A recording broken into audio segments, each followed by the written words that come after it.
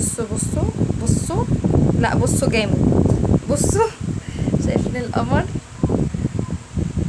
انا مش هتكلم علشان العظمه ما بتتكلمش عن نفسها، اي نعم مش انا اللي عامله الاكل بس مش هتكلم.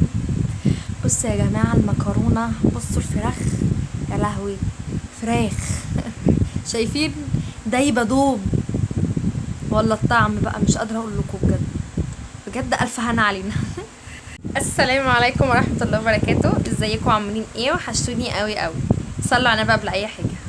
شايفين الفراخ دي بقى هتطلع شويه كده قمر قمر قمر، دايبه دوب بقى. هي في الطبيعي انا كنت فاكراها مشويه بس طلعت مش مشويه. بصوا تعالوا مع بعض نشوف الطريقه. قبل ما نبدا صلوا على النبي. احط في حاجه كده، في صينيه او حاجه، شويه ملح وشويه فلفل اسود وشويه بهارات، وهنعصر ليمونه، وبقى دي تبقى ونحط معلقه صلصه.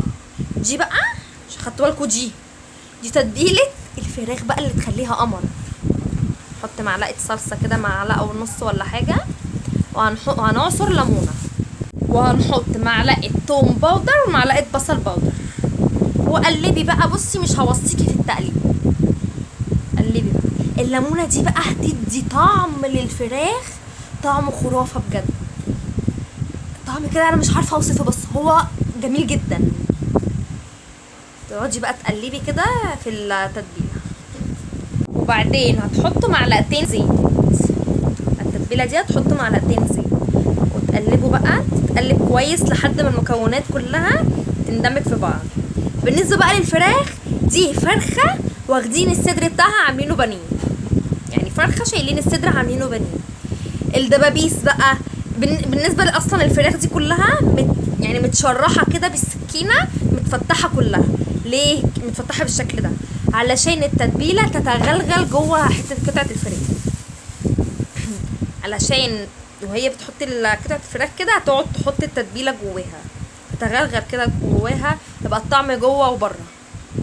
بالنسبه للوقت اللي سابتها في التتبيله كانت نص ساعه. عايزه انتي تزودي مثلا ساعه تمام، عايزه تتبليها وتشتغلي في وقتها مش هيحصل حاجه، بس هي سابتها نص ساعه. حطت الفراخ فيها وسابتها نص ساعه تتغلغل في بعضها كده. بقى هي الفراخ بعد ما بتعمل، بعد ما حطيناها في التتبيله وكل حاجه، وبعد النص ساعه جينا بقى في حله وحطيت يعني نقطه زيت، عشان هي بصوا هنا فردتها بالفرشه، يعني مش هنحط زيت كتير. حطيت نقطه زيت ودهنتها بالفرشه، وبعدين حطت الفراخ، بدأت تنزل بالفراخ واحده واحده. عايزه اقول لكم بقى ان انا واختي ما كناش في البيت، كنا في الشارع وطالعين بقى، شمينا بقى الروايح دي. ايه يا ماما بتعملي ايه؟ ما بعملش حاجه. بتعملي ايه؟ بنعري على الحله خراشي، دبنا بجد، دبنا دوب. الفراخ دي لازم تبقى على نار هاديه، لو كانت النار عاليه هتتعمل من بره، يعني هتتحمر من بره وهتفضل من جوه نيه. طبعا بقى احنا بنعمل شغل فاخر من الاخر، ما ينفعش. بقية التتبيله بقى اللي كانت في الصينيه نزلنا بيها على الفراخ في الحله.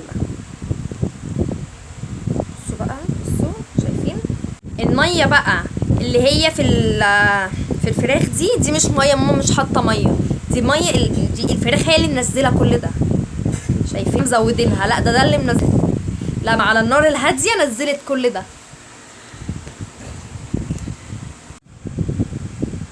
كل ده بقى على نار هاديه، وتبقي مغطياها شويه وتعري، تقومي مقلبه قطع الفراخ، تقومي مغطياها شويه برضو كده علشان تستوي من جميع الجهات. امال ايه؟ الفراخ دي كان ناقصها حاجه.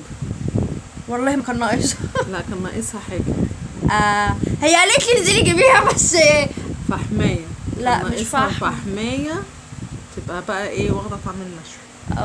هي لا ما كانش الفحم اللي في بالي، بس يلا مش هنقولش، مش ما نزعقليش. يلا المهم شايفين يا قهوه، يا لهوي على الجمال.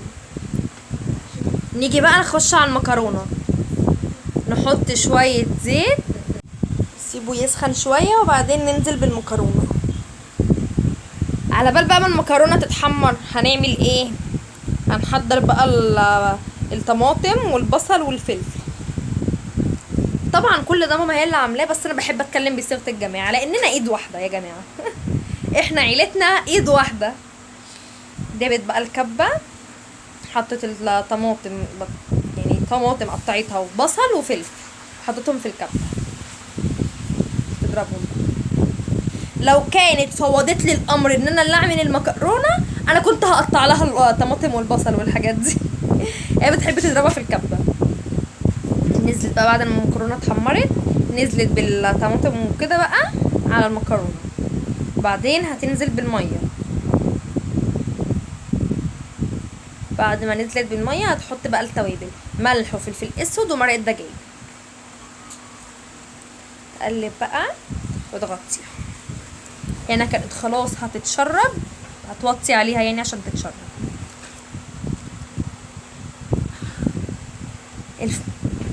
الفراخ بقى الفراخ اللي انا مش قادره منها. بصوا بقى، بصوا بقى الصوص اللي في الحله من تحت ده يخرب بيته. ده جبار. بصوا الفراخ بقى وهي بترصها. الفراخ ليها انواع كتير وطرق كتيره، كلها اجمل من بعض، بس الطريقه دي تحفه.